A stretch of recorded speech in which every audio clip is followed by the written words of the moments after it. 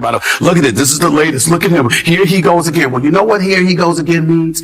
He's doing what he said he was going to do. He promised you he was going to do these things, and he walked into office week one, and that's exactly what he's doing. And he's saying, y'all do something about it. And when you try to do something about it, he's going to say, look at them now. Now they're concerned about these issues. Were they talking about that during the campaign? Hell no. That's really it. Bill Maher and Stephen A. Smith are once again speaking out, criticizing their own party for losing touch with the very voters they're supposed to represent. Both longtime Democrats, they insist the party still has a real shot at defeating Trump, but only if it's willing to confront and abandon some of its most damaging habits. So, what exactly are those habits? Let's break it down. Democrats, Trump is cool now. He's not just the most powerful guy in the world and just made himself like the richest. He's actually kind of at 78. Yes. I mean, rappers like him. Maher's got a point. The rise in Donald Trump's popularity is nothing short of remarkable. Not long ago, the thought of him making a political comeback seemed impossible, especially after years of relentless attacks from left-leaning media outlets. They branded him as unelectable, hoping to end his career beneath waves of scandals and controversy. But ironically, every attempt to tear him down only made him stronger. Trump endured every headline, every accusation, and every effort to silence him, and came out thriving. Today, even some of his former critics are starting to reconsider, drawn to his defiance and his refusal to conform to Washington's playbook. In a twist of fate, the media's campaign to destroy Trump may have instead transformed him into the ultimate symbol of resistance, one that millions now passionately stand behind. The man was impeached twice. He was convicted on 34 felony counts. And the American people still said, he's closer to normal than what we see. Exactly. Left.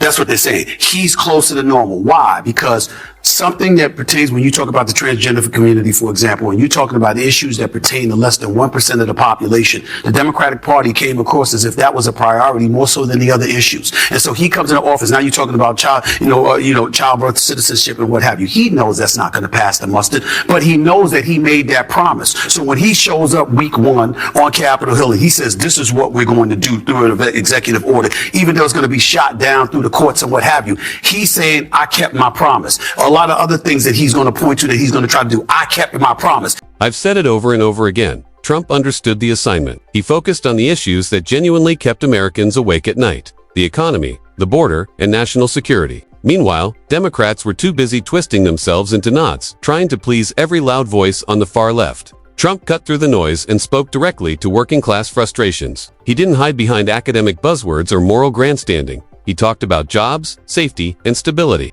And that's what connected with people. Bill Maher sees it, too. He's repeatedly warned his own party that chasing ideological purity, while ignoring real-world problems, is a recipe for disaster. Trump's power wasn't in his polish, it was in his precision. He tapped into what people felt, not what elites thought they should feel. And that, more than anything, is why his message still resonates. Look at the left and you say, what promises did you keep? Now, you might know the answer to that. I'm certainly not questioning your knowledge about that at all. What I'm saying is what resonated with the voter. What voter out there can look at the Democratic Party at this moment in time and say, there's a voice for us, somebody that speaks for us, that goes up on Capitol Hill and fights the fights that we want them fighting on our behalf. They didn't do that.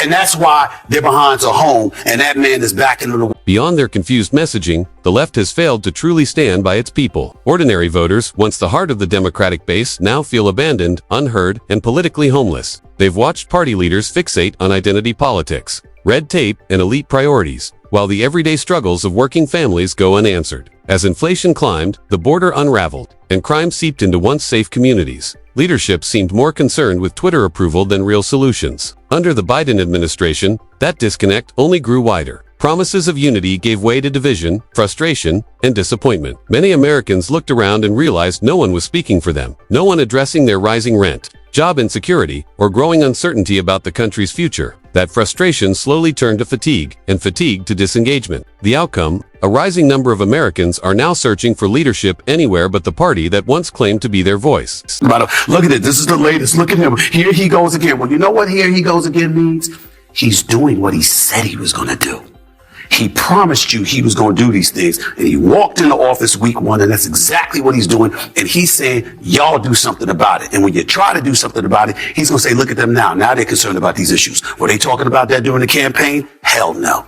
That's real. Trump remains a constant thorn in the side of the Democratic Party, and it's easy to see why. He embodies everything the DNC claims to despise: bluntness, defiance, and an outright rejection of political correctness. Yet, that's exactly what makes him so magnetic to his supporters. While Democrats get tangled in focus groups and polished talking points, Trump speaks like the guy at the end of the bar, raw, unfiltered, and unapologetically himself. For many Americans, that feels refreshingly real in a world where politicians sound more like PR managers than leaders. As Stephen A. Smith put it, people see Trump as the closest thing to real. They might not love everything he says, but they believe he means it. In an age where authenticity is scarce and institutions feel hollow, Trump's flaws have become his greatest weapon, turning him into both the Democrats' biggest frustration and their ultimate political nightmare.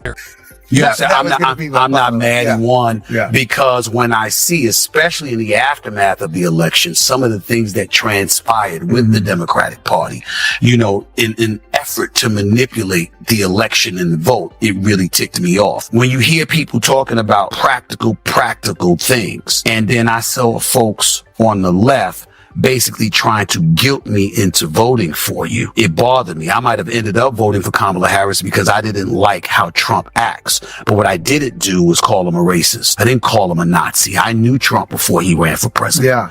We talked on the phone. We talk at basketball games or boxing events. I knew this man. And so some of the things that were being said about him, I knew were not true. And I was saying, come on, y'all, then you got to do better than that. The strategy of demonizing Trump worked once, but only once. In the last election, left-leaning media outlets managed to brand him as a national danger, a chaotic force destined to ruin America's future. For a time, that fear-driven campaign stuck, but by 2023, the cracks began to show. Many moderate liberals, worn down by inflation, rising crime, and non-stop cultural battles, started to wonder whether the real problem was Trump or the establishment that kept warning about him. The media's portrayal no longer matched the reality people saw with their own eyes. Trump, for all his flaws, came across as more genuine, more human, and surprisingly more relatable than his polished but disconnected rivals. When voters looked at Kamala Harris, they saw someone rehearsed and overly cautious. When they looked at Trump, they saw someone speaking straight from the gut. That contrast, authenticity over artifice, was enough to change the entire game. Democrats, because